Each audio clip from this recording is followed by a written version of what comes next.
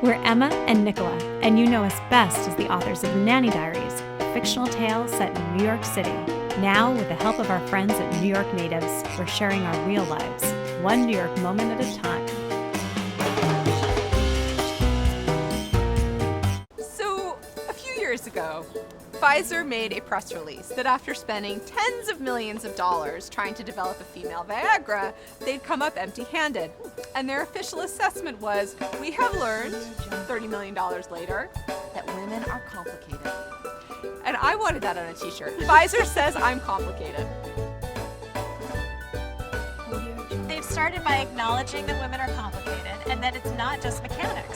It's all happening up here. Yeah, you can arouse us, but that doesn't mean that we actually feel desire.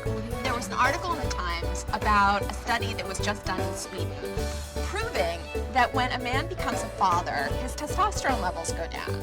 And the more hours he spends with his child every day, there's a direct correlation to how much his testosterone levels come down, which evolutionary biologists are thrilled about because it proves that parenting is important and that men actually were meant to partner with their well, it wasn't a spouse, but their baby mama. They were meant to stick around, and that this whole idea that they were just supposed to get every woman in the tribe pregnant and then go play golf is not true. They were saying because men are socialized to think about sex a lot, that thinking about sex is healthy and should be done and it's validated by your friends and your community, that they have all the neural pathways to associate a lot of things with sex and the desire to have it and playing through what that would be like and perhaps act on it. And I thought it was interesting the study said that women in long-term relationships, it wasn't that they didn't enjoy sex, it wasn't that they weren't orgasmic, it wasn't that it didn't feel good, it's that the desire and the sequencing to get into the position was just not happening. So they're looking for a drug that will get that complicated sequencing going.